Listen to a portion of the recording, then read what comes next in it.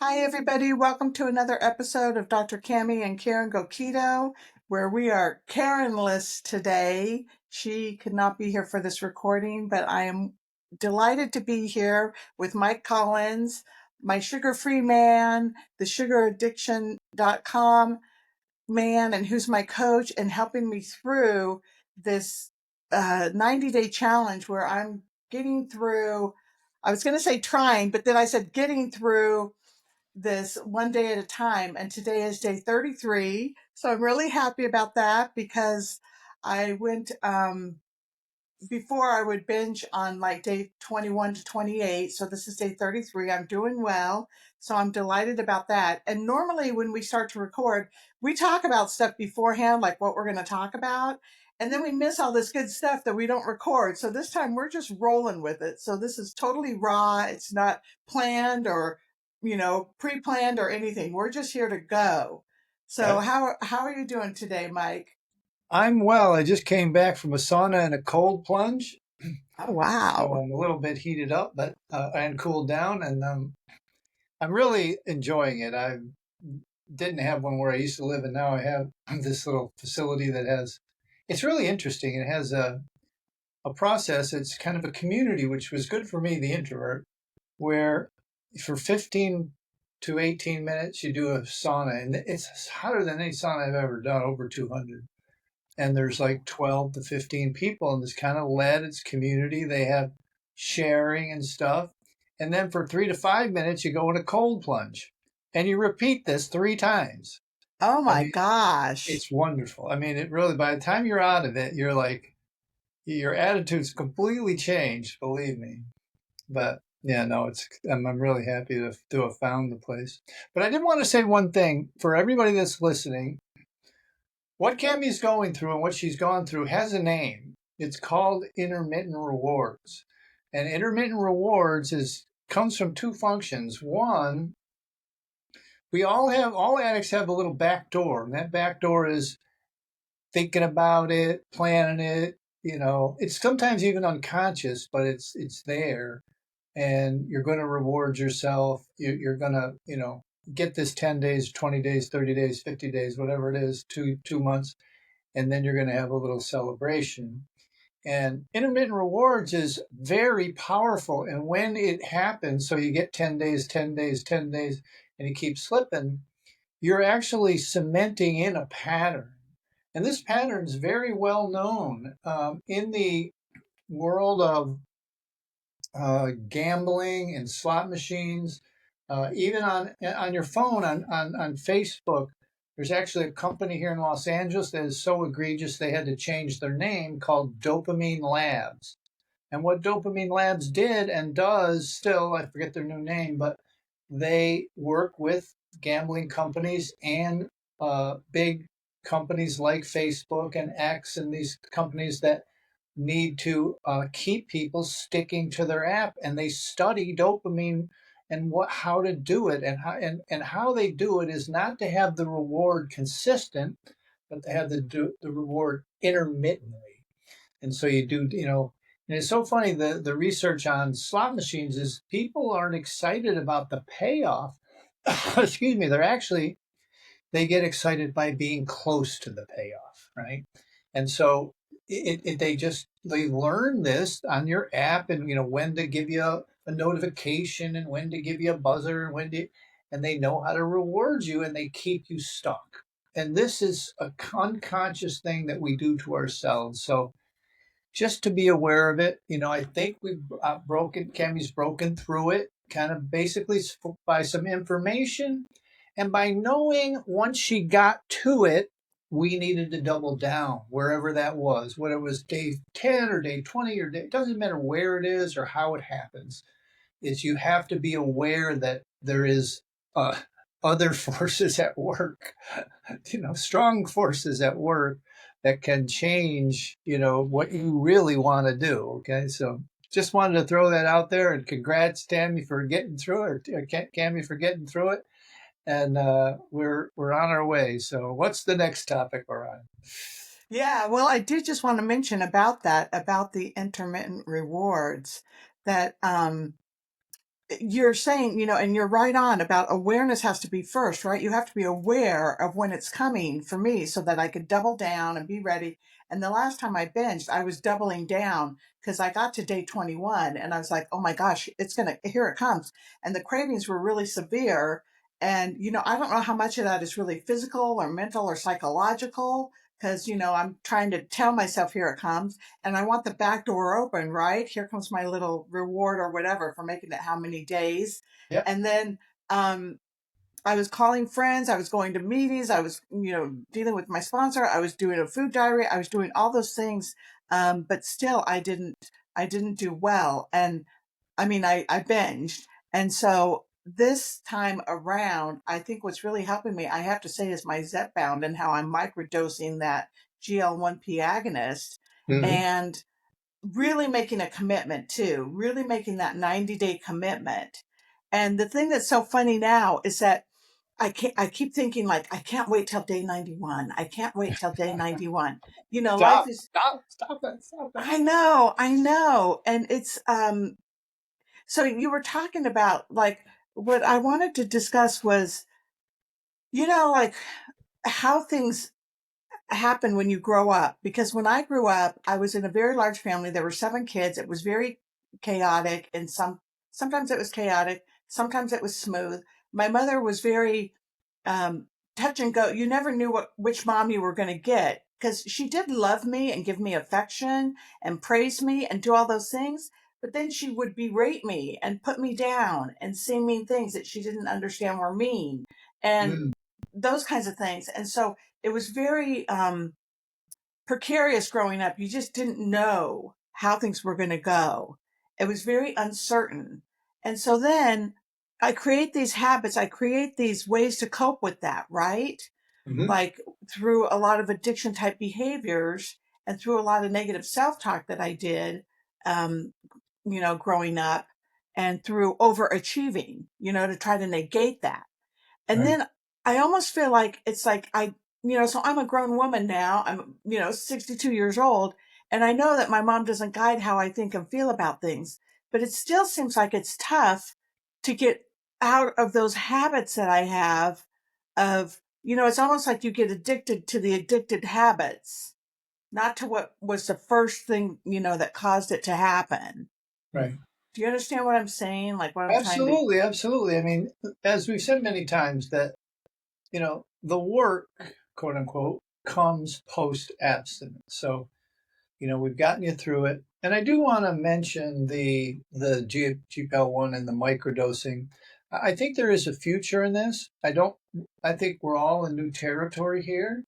And I think that, just a quick, history of what happened with me is like when I came up being sober and stuff, getting sober years ago, like if you used a methadone or you used something, Suboxone wasn't on the playing field yet, but you weren't considered clean, right? And now, almost 40 years later, actually started about 30 years, 10 years ago, people would be dying. The best man at my wedding, and different people died of opioid, one bad fentanyl night and you're done, And Suboxone has changed that, and harm reduction has changed that. And I think that there may be a potential for these drugs, not the way they're currently given. I think it's too much and it's causing too many physical maladies. But I think that there is a future in it, possibly. I don't know. I'm a big abstinence guy, and if you can do it without, go for it. But if not, let's get you there as best we can. So I wanted to mention that. But as far as you're talking about the work of the old trauma, that stuff is it's not a like a woo woo thing anymore. It's really genuine hard science based largely on a book called The Body Keeps the Score, which is kind of like a textbook almost, but it's almost like a cult now because if you look on Amazon, I think it has like 70,000 plus reviews. Not like you can't even wow. imagine how many sales that is when you do the numbers. of someone, a book that has been reviewed 70, and they're positive, and they're all largely positive. But there's also been books that have come from that, people that have mentored, and the slang term is the issues are in the tissues, and they get locked in there, so that the issues you're working through with the mom and the whatever other traumas, even if it's just regular everyday stresses and strains, that you use sugar to anesthetize and just put off for a day. Now it's decades later, and you're still putting it off by using a substance, right? The difficult part about this discussion is that the people in the eating, or excuse me, the emotional eating world get about 70% of this equation correct. They understand that, you know, they got the great phrase, it's not what you're eating, it's what's eating you, right? Great phrase, great kind of concept, easy to understand. But they believe that you can moderate, that everyone can moderate. They can eat a little bit of sugar. They can just, what is it? Holistically or intuitively. That's, kind of go, those two go together. The emotional eating world, the intuitive eating world. They believe that you can eat a little sugar and just intuitively know in your body. It's just not Mm. true. It's just All not true. foods fit. That's Yeah, what they taught me when I was an inpatient, right, all foods fit. And I came right, out of there 15 pounds heavier and, right. all my All clothes foods weren't fitting. all foods don't fit for about a third of the population, right? About a third of the population, you have to at least, and this is just, look, this is not the Marines where you're going to get kicked out or, court-martialed if you don't do something. These are suggestions that have worked for thousands, now tens of thousands of people in our programs. And so I want to just emphasize that you've got to give yourself at least 90 days of abstinence and then make the decision. You can't make the decision without viscerally feeling abstinence of flour and sugar. You can't do it. It's just, it's like a guessing game. It's a guessing game that you've tried likely for decades. So please, stop guessing and just try this. You've tried cabbage soup and fasting and everything else in the world. Try this. So, yeah, so go on again about your mom, because this is the work, gang. This is the work. Like, how do you differently handle um your emotional life, and you don't have that old standby sugar to help you with that. Now, largely this has been unconscious. It's not something you think, well, like if you had a rough week, you said, I need a beer, that's a different story. You don't think that with sugar. You just say, I have a craving for sugar, and you eat it. And then you have a little bit of peace from the stress or the old trauma that you were thinking about. So, Hmm. Hmm. Yeah, yeah, it's been interesting during these 33 days. I've been resting more. I don't know. I scheduled myself lighter. Like usually I like to walk with my girlfriends. I actually just did the other day, yesterday, I think it was. I went walking with Jennifer, but I have a lot of things. I keep myself busy as a human doing. And I've really thinned out my schedule quite a bit so that I have a lot of free time. good. And I've been sleeping and resting during that free time, I've noticed. And I'm really feeling for the first time in my life that I am taking good care of myself. Like I was cut loose from my parents when I was 8 years old. They trusted and later on I went to think, God, my parents like never even cared about where I was or what I was doing. And then eventually I realized that they just trusted my judgment, Mm. that I did have a really good sense of judgment from a very young age about, because I had to, because you had to survive. I've been resting more and I've been, like almost on the verge of wanting to cry. I was crying for a while there. I went through a good cry spell, um, over the grief of losing my sons. And it was interesting because I have these pictures of my son Brandon, the 4-year old, when I walk out of my bedroom on this dresser, and I saw it, and I just saw this one picture of him, which I've seen, a lot of times, and it just made me really want to start crying. So I did. I cried for a little bit, but I was coming over a cold and I couldn't really cry a lot because then I couldn't breathe because I was so congested. But Well, let's talk about this a second because one of the things that I found personally and with a lot of the clients is that sometimes the urge to cry is not attached to something. There'll be a trigger like that, like you're describing, but it's not necessarily attached to anything. And how long it will last or what it'll be, I think that the effort, I mean, as a guy, and women have the same function, it's just manifest differently. It's like the whole, don't cry, I'll give you something to cry about kind of thing. When you're living grew up in a physically abusive home kind of thing. But the same thing happens. We have this mechanism that is able to stop us from crying. Like we've learned to control it, like for society and whatever. And this work, this process, this living in process is to learn how to actually lean. And I always hated this phrase. I say it all the time. I hate this phrase. Lean into it, to lean into when you begin.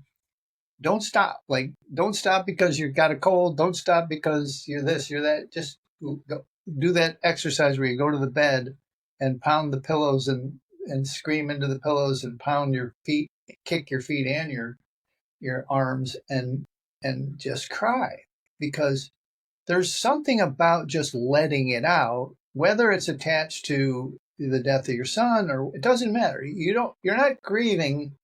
You don't have to be grieving anything. Just if that's an emotion that's coming, let it come. And there's a huge catharsis afterwards. You feel, oh, it's almost like you got a buzz.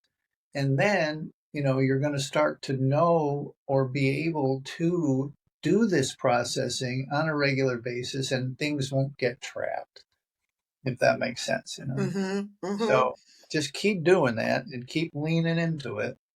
And it honestly, this is where and why diets fail and people fail in sugar addiction recovery. And basically, diets are sugar and flour addiction recovery, gang. So write that down.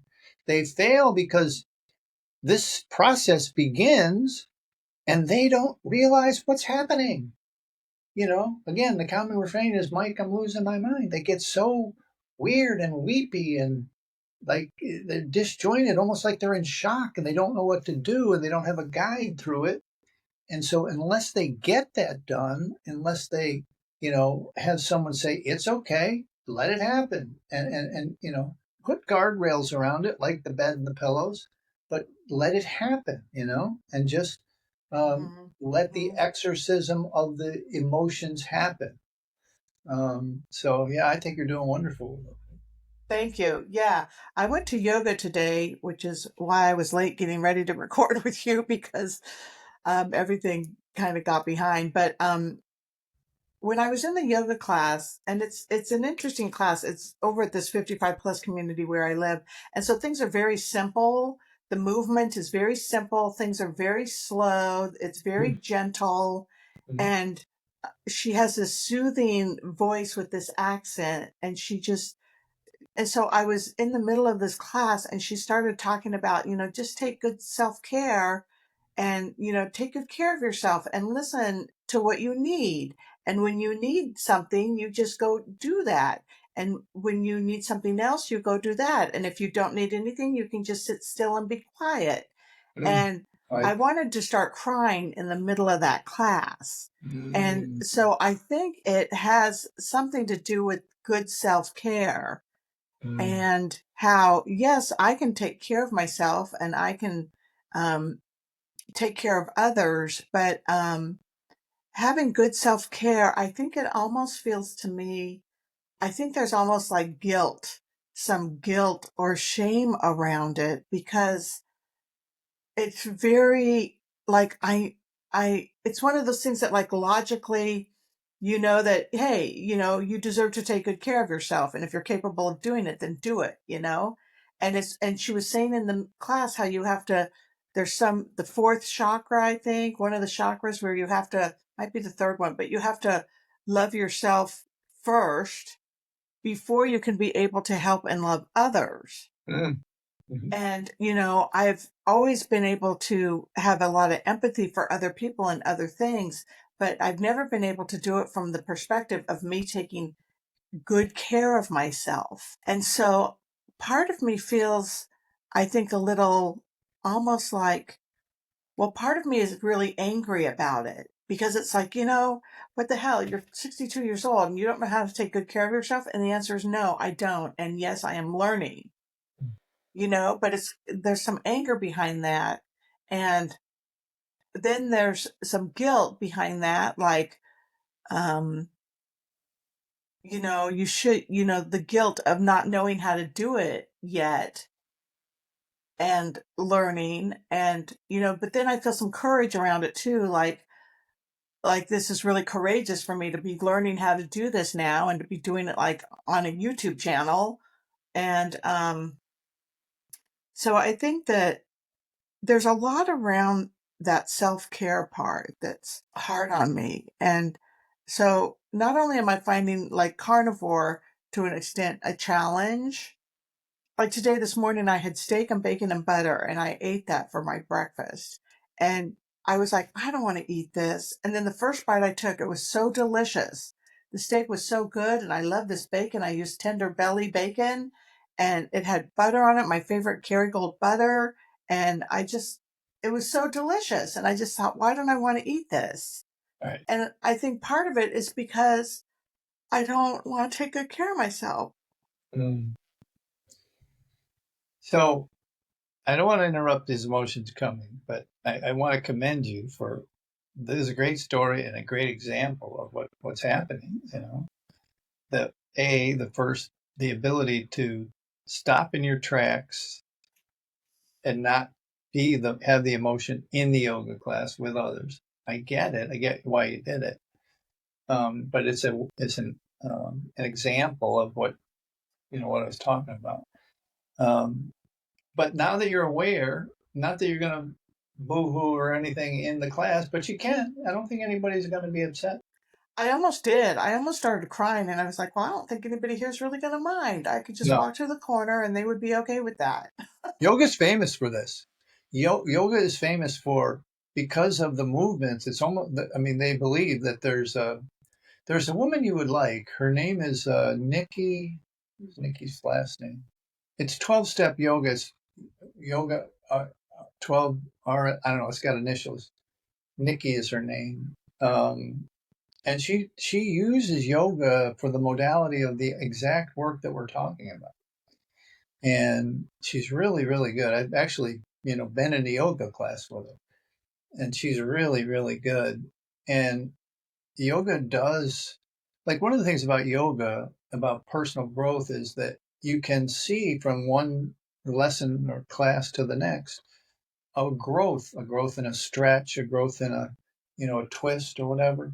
You can see that you've actually come a little longer. And also, like I'm describing, it'll open up a place, like a stretch will open up some emotions like you're talking about, especially when there's someone who's guiding it like that. So I can only say good things about that. Um, but yeah, I mean, I think you're 100% on target of what you feel or that you have uncovered that you're having difficulty caring the anger is one thing. That's one thing I wanted to talk about. There was so much to unpack. What you said is that it's okay to be angry. Likely, most people pleasers, codependent kind of pleased others kind of person uh, numb the anger that they had for that much caretaking, right? It was too much. They knew it was too much, but they couldn't stop. And so you would numb, after a session of whatever, diapers and kids and, your husband's not helping or whatever. And you worked all day and now you're taking, you get the picture. And so, Yeah, I yeah. do. And then instead of like sticking up for yourself, or articulating your feelings about it to whatever, then you use sugar because that would shut it down for a little bit. that anger and that frustration. Mhm. And Mhm. now you can't do that anymore. You don't have that Mm-mm. one outlet. You got yoga, which will help, walking will help, but you don't have that outlet. Yeah, and there's anger there for sure, but there's also a lot of pain and grief Hmm. and hurt. I wrote down here pain and hurt. Yes. Like I hurt. And I'm not alone in that. I mean, so much of our illnesses, our physical illness that people get and the autoimmune disease and all that, people are hurting, emotionally, and then it comes out in the body through all these physical manifestations. But, going back to the yoga, I remember after Brandon had passed away, I was doing yoga on a regular basis at this wonderful facility. And wasn't going for a while because I just couldn't hold it together. But then I started going and we were down on the floor in this like bent position in prayer pose.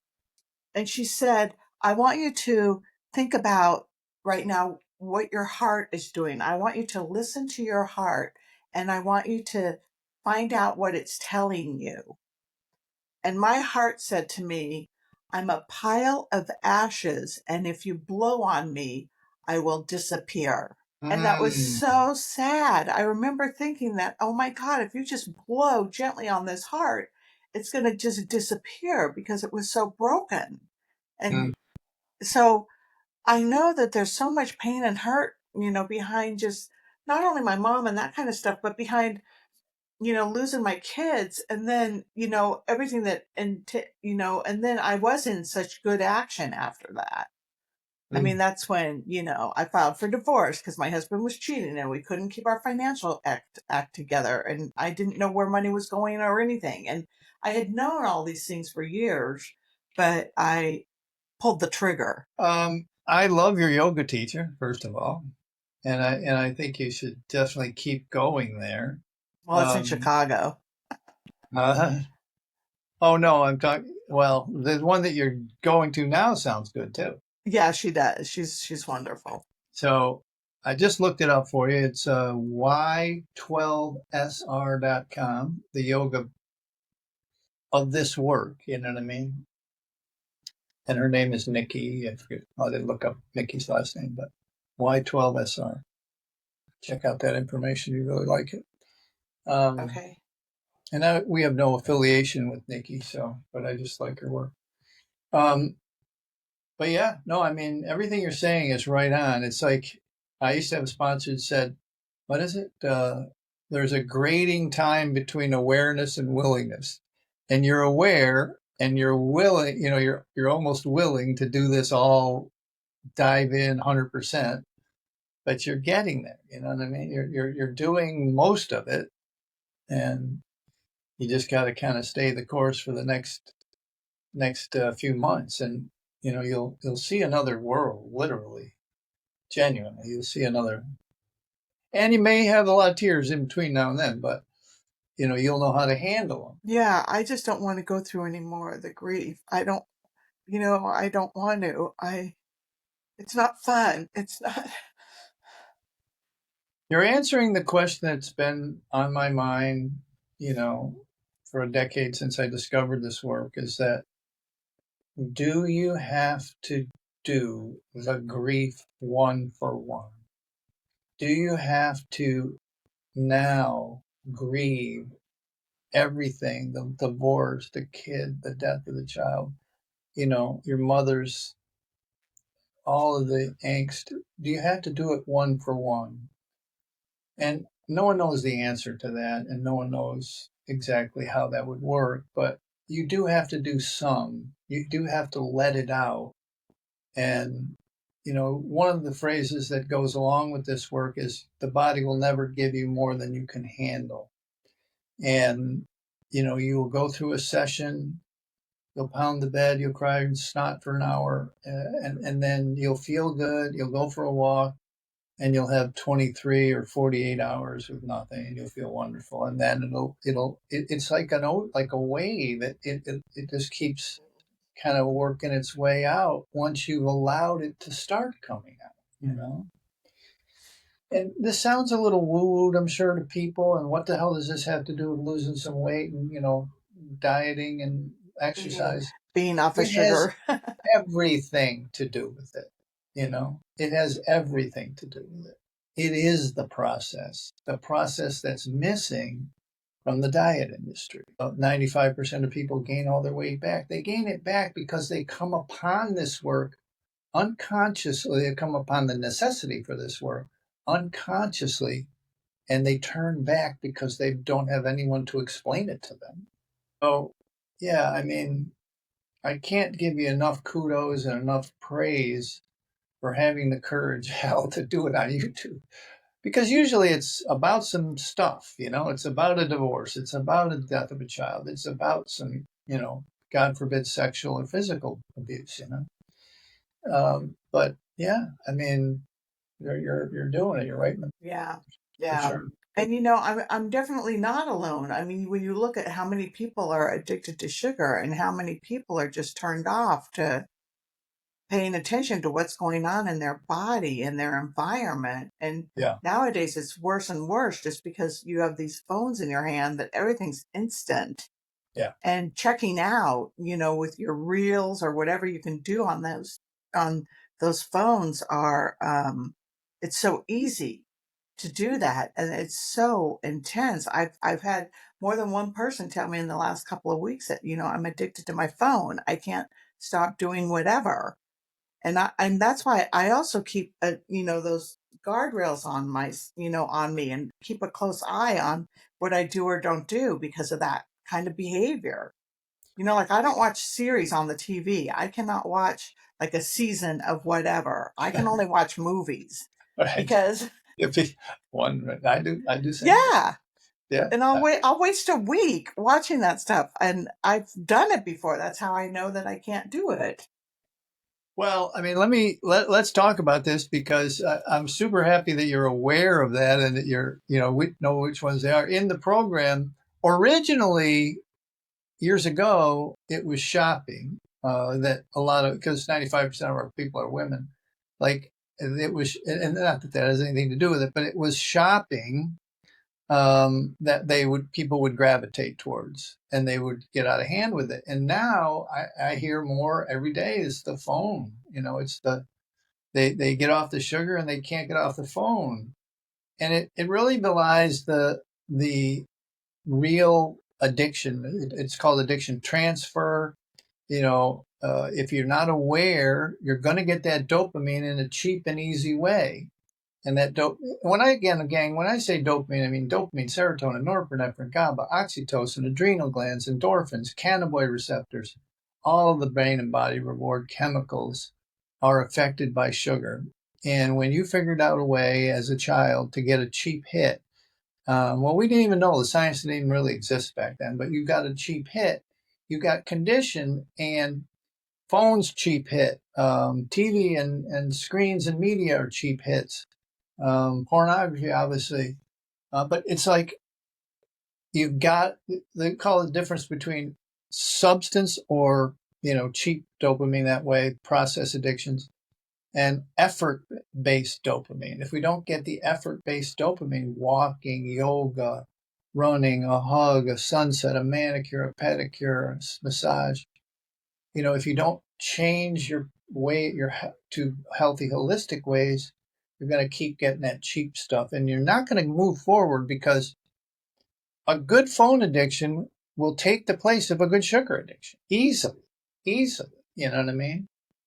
People don't realize. And I mean, the one that they would understand more is as a process addiction would be sex or workaholism or gambling, where it's not actually a substance. It's not something you're ingesting.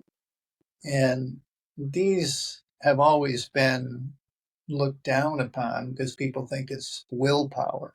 But we know more and more every day that this is a dopamine dysregulation problem, not like a I can't stop gambling or whatever. This is they're doing it for that rush to Hmm. not Hmm. feel bad or annoying feelings. Hmm. So And yeah, I mean, the great part is you're doing everything right. You're right in the middle of it, you know, yeah, yeah. and Well, we'll it's see. I haven't been hitting my bed with the pillow, or I did have a real good cry spell the other day, and it was awful. I mean, I shouldn't say that. I shouldn't use that word. It was um, powerful. It was intense. It was strong. And Mhm. I called my AA sponsor, and she was making me go back to another step 4 on my mom because I can't progress in my steps because I'm holding myself back. Mm. I'm supposed to be on step 8 and making my list. Mhm. And when I was on step 7 with character defects, I had to go back to a fourth with my mom and my ex. And so there's something there, and it's just so interesting how in all aspects, many aspects of my life, there's the dam is about to break. And I was crying really hard. And she was like, you need to write this, you need to just start, just get it out, get it out, get it out.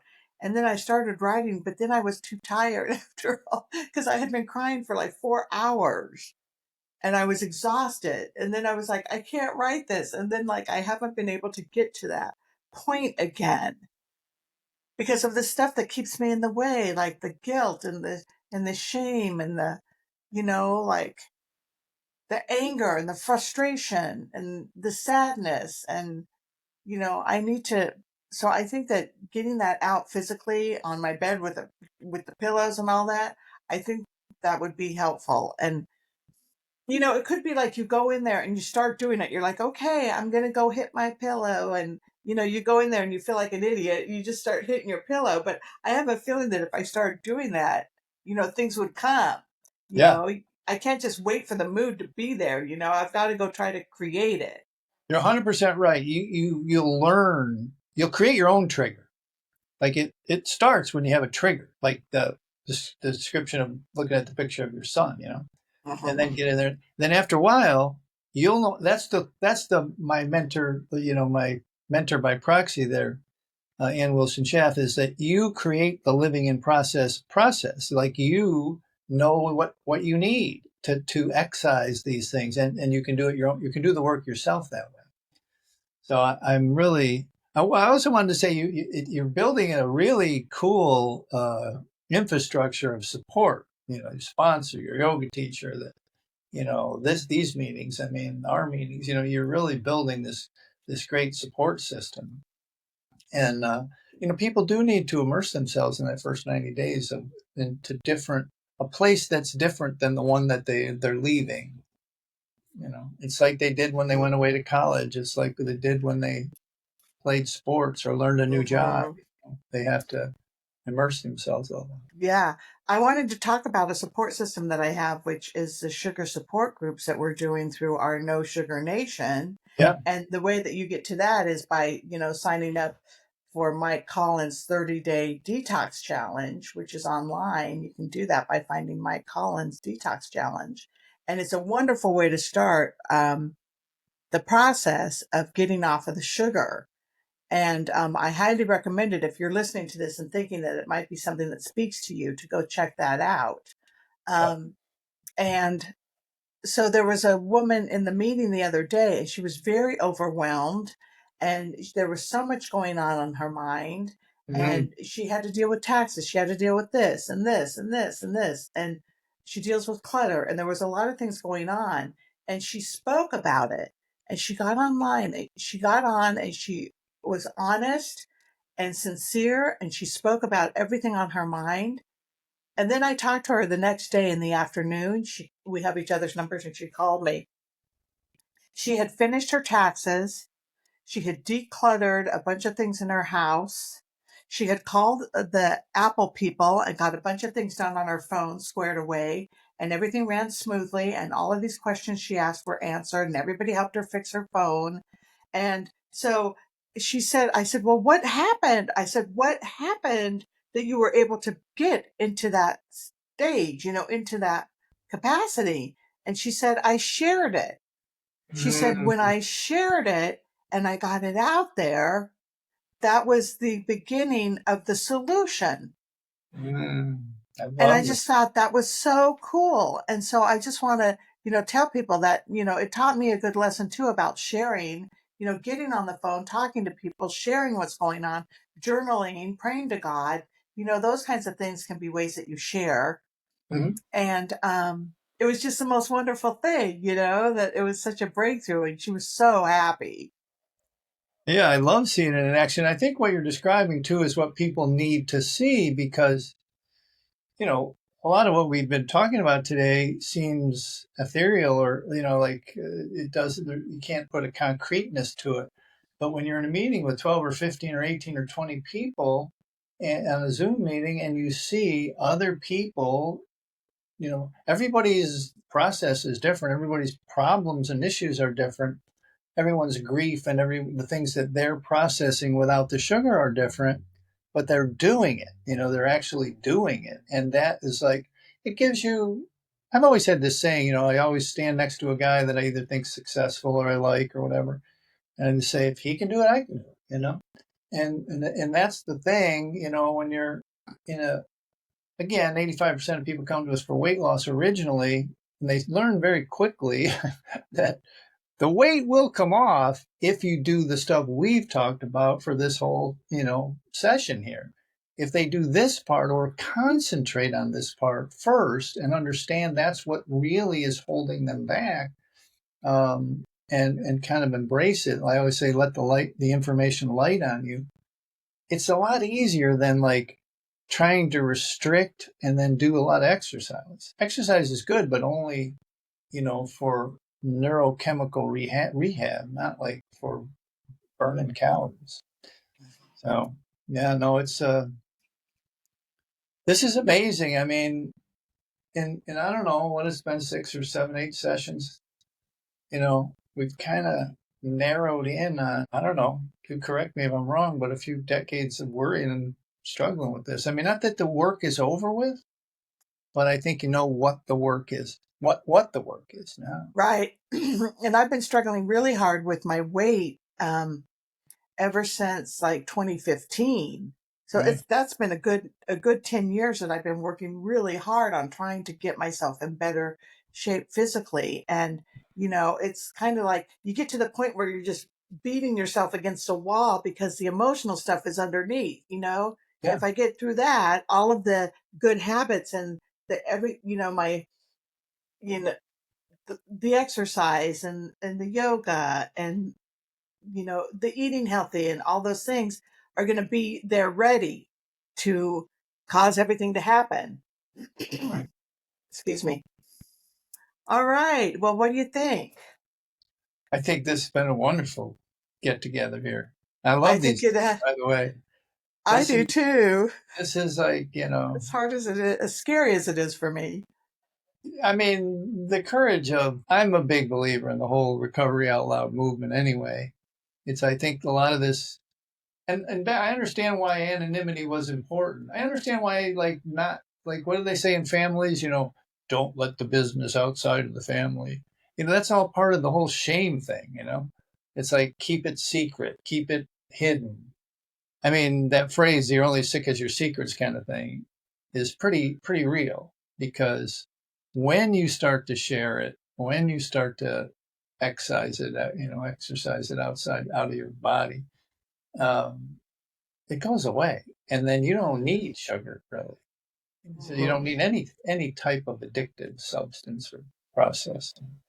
And I just want to mention it's kind of ironic how a coincidence, which when there are no, it's just God working. There's no such things as coincidences. But I grabbed my book this morning, The Body Keeps a Score, and I have it sitting right here on my table. And I was like, I'm going to go look in there and read a little bit here and there in that book. It's very difficult. It's a hard read because It's like a textbook, yeah. it's very difficult read, but you can get it in bits and pieces and it's organized in a nice way. Like the chapters are broken down in ways that you can kind of Right. go, and there's a nice little index in the back and everything too. So, And the funny thing is, it doesn't really mention sugar or even really addiction in a deeper way. It does, but you get to understand Nikki's stuff at the yoga website. That might give you a little better indication, or a Gabor Mate, or a mhm. um, even Bruce Perry and Oprah's book, what happened to you, kind of thing. It gives you a framework, especially that audiobook of um, Oprah's and Dr. Bruce Perry's.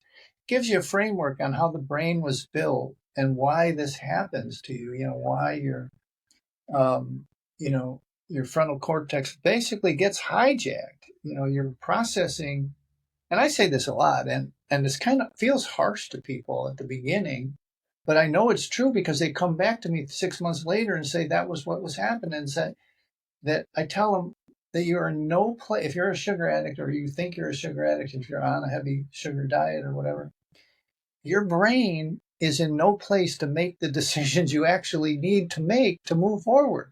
And 6 I months later, never thought of that. yeah, 6 months later, they say to me, I can't believe what I used to do or how I used to be. It doesn't even compute anymore because their brain fog cleared up, their processing came back, their memory came back, they're clearer, and they can finally, look at their old life and say, I understand what was happening now. But you can't do it without the abstinence. And when you go Yeah. through the abstinence, this work that we've talked about for the hour arises. And so it's like a catch 22, you know? And you, without the guide, without the, someone who's been there before, when this stuff comes up, you'll just unconsciously say, I'm craving a chocolate bar. I want a soda. And how many times have I heard it? Thousands. Well, I was 4 months with no sugar, and then my brother got divorced, and I had one soda, and now I'm 50 pounds heavier again. It just happens. It's not you don't think about it. You don't like. It doesn't say I'm going to go sabotage this 40-pound weight loss. It just kind of happens, like as a unconscious process that you're not even aware is happening. And all we're doing is bringing it to the conscious level. That's it. Hmm. And you have to be diligent too. Once you're aware and once it's conscious, like it's kind of like when people are like, well, why do you still go to AA meetings if you've been sober for 25 years? It's like, well, you have to have it in the front and center, Yeah. and once it's conscious, you can start really making it a priority. So, and I just want to say that I'm so grateful for you to be here with me, Mike, and to, be my guide and to help me along this way. And I'm very, Well, very I'm, happy and I know grateful. that you're going to help thousands, probably millions of people, on the other end. It's like the only thing I ever asked is, just pass it along, pass it on. That's what I'm interested in doing. That's why I'm here. That's why, even though it's scary, I'm like, well, I'm here because if this can help, you know, other people, then I'm game. Yep, absolutely. That's exactly how I feel. And I've seen it in action thousands of times. It's amazing. And, Amen. it's sad to me that, what is it? What would you call it? A deflection, an evolutionary wrong turn, where this focus on diet and exercise uh, for weight loss and diabetes remission, all this kind of stuff, it's just wrong. Period. It's just wrong. It's not. It's not the answer. We keep getting heavier, and we keep spending more money on a solution that just has moderate differentiations in what you're eating and how you're exercising. Hmm. That's not changing anything, and it's not going to change anything ever. It's the discussion that you heard in the last hour. That's what will change your weight and your health and your mental health too, and your anxiety levels and everything else. But that's the solution, and this is the solution, and it's not easy. Weight loss isn't easy in general, but this way of weight loss is an emotional roller coaster for a time, just at the beginning, not forever. It lasts Hmm. forever. Yeah, very All cool stuff. right. Very cool. Well, I'm going to go get ready to beat some pillows and have my tissues close by. Yes, do it. Do it. I'm All looking right. forward to the next one. Karen comes back. Hope she's better. And Yeah. We'll we'll talk check again. in next week and we'll see what's up. Thank you so much, Mike. I appreciate your time. You too. Take care. All right, everybody. Bye bye.